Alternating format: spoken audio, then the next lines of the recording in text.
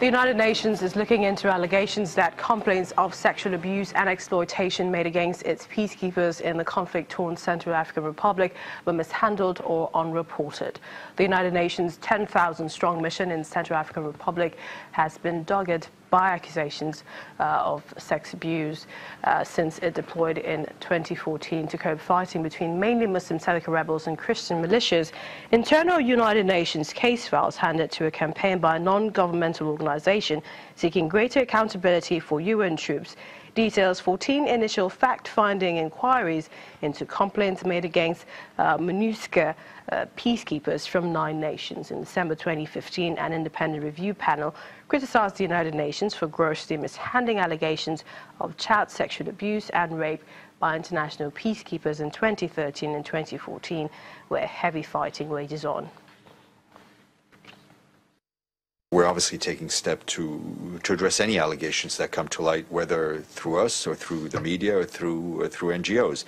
In line with the Secretary General's stated zero tolerance policy on sexual exploitation and abuse, our colleagues at the UN mission in the Central African Republic are reviewing and will transparently report on the allegations that we saw in the AIDS-free world,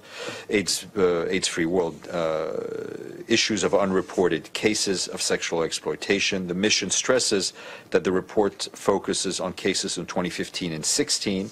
The mission is ascertaining whether these cases have been addressed in compliance with provisions set forth in the Memorandum of Understanding between the UN and the TCCs. We look into each and every case that is reported to us and follow on our established investigative protocols.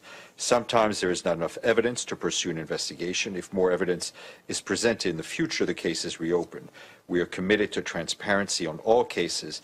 Every single credible allegation that is reported to us is made public on our website, and we're obviously looking into the allegations brought to light by Code Blue.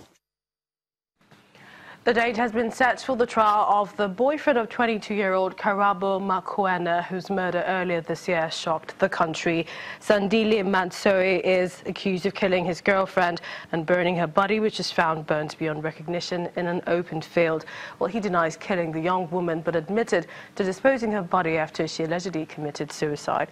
The 27-year-old foreign exchange trader has been charged with obstructing the administration of justice and premeditated murder. The state says it will present 20 witnesses who will testify to Mr. Mansoe's alleged repeated abuse of his socialite girlfriend. News of her gruesome death in April caused public outcry and protests calling for more to be done to protect women in South Africa. The man is a married father of 3 and is to stand trial for murder in March 2018. South Sudanese youth and women are calling for peace in the world's youngest country after years of civil war. At a concert aimed at raising awareness on gender-based violence in South Sudan's Rumbek town, women's groups and youth highlighted the powerful role of women in peace building and in society as a whole. The United Nations mission in South Sudan, with South Sudanese youths and women, organized a peace concert, highlighting positive activities and efforts to end the ongoing violence in the country. The concert featured dances and songs, as well as plays that touched on some of the challenges that women and youth face, the impact of violence against women, as well as the need to hold offenders accountable as war rages on in South Sudan. Through us women, peace can come, because we are the peacemakers. In the houses, we are the one who are now taking care of our children. We are the one taking care of our husband.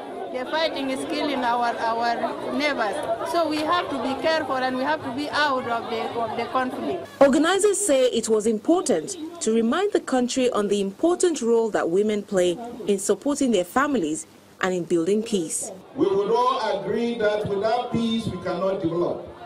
Without peace, the children cannot be educated. Without peace, we cannot go to the farms to be able to provide food for ourselves and on the table. So it is my prayer that government will continue to promote peace. Thank you so much. That's Network Africa at this time. Thank you for watching. I'm Millicent Walker.